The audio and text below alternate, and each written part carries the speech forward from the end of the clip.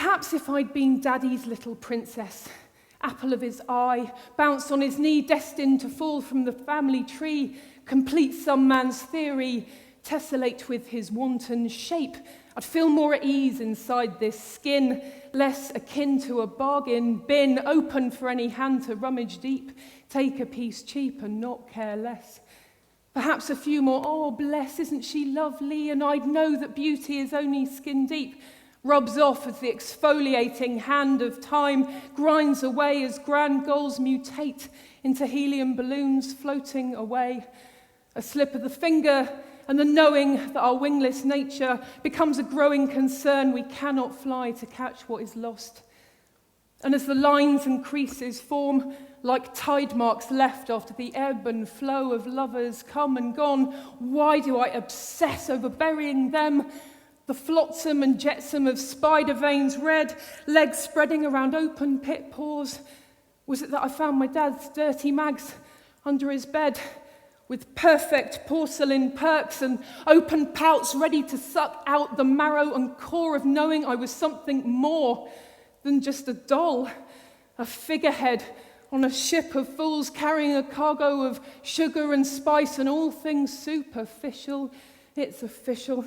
My name's Clare and I'm age erexic, sick at the thought of running ever more up a moving flight of stairs to the floor of aesthetic perfection, unreachable, my brain unteachable, for now at least unpreachable, about the bliss of surrender to the inevitable blender that awaits to whisk away our youth. The truth is, unless heads turn when I enter a room, and only beauty will seem to do, I could try smelling of poo. Noses may turn heads then, but when porn mixed with Disney crap is all swilling around, one is bound to need appreciative glances. The chances of allowing, for example, unwanted facial hair are slant indeed, and girls take heed if you should find what I like to call a stray eyebrow lurking on your upper lip, or worse, your chin. For God's sake, leave it in. Hell hath no fury like a diabolical follicle relieved of its stalk. Talk about up in the ante. It will come back, rally its friends, and it all ends in 5 o'clock shadow, a second mortgage and more to pay for all outlays of war. But until vogue is replaced with vague, I'll push gently out my comfort zone of makeup and dye, try facing the postman in all my scrubbed morning glory. And when he takes a sharp intake of breath and asks if I'm okay, I'll say with pride, or at least pretend it's pride, hey, I can't hide who I really am, and no, I'm not ill, and thanks for the phone bill, and I have a very nice personality.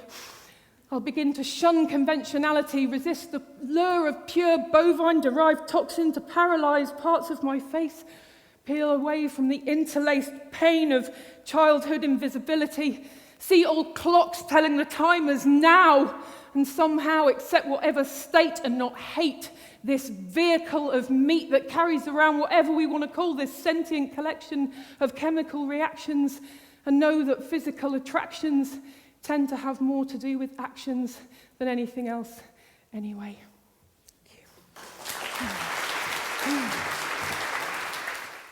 When they were boys, Alan's brothers used to play with toys, worlds imagined, destroyed, He-Man, Spudgun, even the Millennium Falcon. But Alan was different. He stood out from the norm. What the hell is wrong with him? His mother would scorn. I've no idea, Pamela, but I'm in no doubt it's just a fad. You see, the thing that was driving the Wilmots mad was that it seemed dovetailed into their son's nature to actually want to be an item of furniture. His static stance was noted early on. He'd crouch down beside the couch with nothing but cushions on. Hours and hours would be whiled away, and in the same position he would stay. And at dinner time, he'd declare, going firmly against his human grain, that he felt more akin to fabric and wood.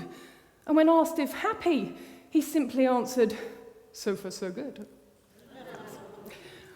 Plenty more where that came from. As his teens flushed out his childhood, the Spudgun's ammunition spent, the rejection in He-Man's ego more than just a dent. Girls became his brother's passion. Smooth bodies became hairier in fashion. Consumed substances revealed that their consciousness had multiple flaws, while Alan experimented with becoming a chest of drawers. He struggled, though, to settle and find inner peace. He tried a dressing table, a wardrobe, and finally a mantelpiece. And he was in this state when his great-aunt Myrtle died. She'd been old, isolated, and at her funeral only really her daughter cried. It wasn't long before her will was read, earthly materials handed out, no longer needed now that she was dead. And that was when it came into their lives, their home, a chaise longue, fake walnut, reupholstered with cheap jacquard and memory foam. But to Alan, it was a thing of utter beauty, such feelings he'd never experienced himself. And as he gazed upon it as a mantelpiece, he said, "When I look at you, I want to touch my shelf." Brilliant, latecomer. But to regard just wasn't enough. He had to be this thing to really experience a state of self-love. So that was it. He legally changed his status. Alan was gone. It made national news. The headline, "Man becomes chaise longue." His parents were utterly perplexed. His mother sought psychological help to see if his ways could be flexed. The shrink asked many questions and pondered notions of an inability to cope with reality and the full range of human emotions. She asked about early childhood experiences. Had there been any untoward interferences? No, nothing extraordinary came to light. Alan was uncategorizable, all right. She'd heard, of course, of those being gender misaligned, had even heard of someone who felt more comfortable relating as the feline kind. His father chipped in. "You don't think it's something to do with his brain? You know, the science of the neuro? Oh, mind you, you don't think it's that he was conceived up against the bureau?" This idea was rejected as soon as it had been made, and in the end, it was decided that Alan was happy and that nothing need be done. You see, the problem parents often have, said Dr. Valerie Bunn, is that they project their own version of acceptable onto their young. And the solution comes when acceptance is given regardless of behavioural type or however mad you've been driven. You see, the answer is not to love the child that you want, but the one that you've been given.